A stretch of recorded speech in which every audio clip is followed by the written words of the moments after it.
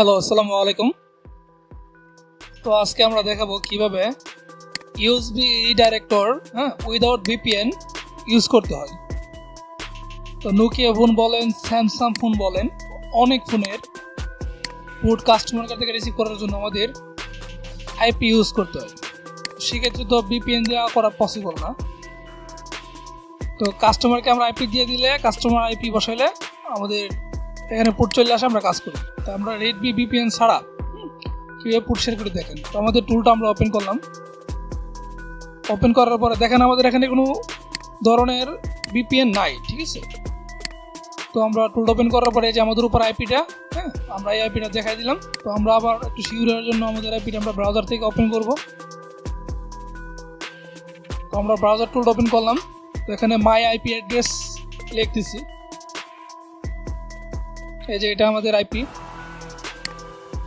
তো আমরা আইপিটা এখান থেকে কপি করলাম, আমাদের কাস্টমারকে দিয়ে দিতেছি। তো আমরা কাস্টমারকে দিয়ে দিলাম। তো কাস্টমার যে আইপি রিসিভ ক্লায়েন্ট যে টুলটা, এটা ওপেন করার পরে আমাদের আইপিটা বসাবে। তো কাস্টমারের ভিডিওটা আমরা দিয়ে দিলাম এক পাশে সুবিধার্থে, যাতে আপনারা বুঝতে পারেন। অনেকে আছেন যারা ভিপিএন ছাড়া ইউএসবি রিডাইরেক্টর নিতে চান, তারা যোগাযোগ করবেন। তো আইপিটা কাস্টমার বসাইলো, কানেক্টে ক্লিক দিল। তো কানেক্টে ক্লিক দেওয়ার পরে আমাদের এখানে পোর্ট চলে আসবে। এখন পোর্ট লাগালে পোর্ট চলে আসবে, ঠিক আছে। তো কাস্টমার পোর্ট লাগাবে। তো আমাদের একটা বক্সের পোর্ট লাগাইলো, জাস্ট আমরা ভিডিওটা করার জন্য দেখাইলাম আর কি। খুব সুন্দরভাবে আমাদের এখানে পোর্টটা চলে আসছে।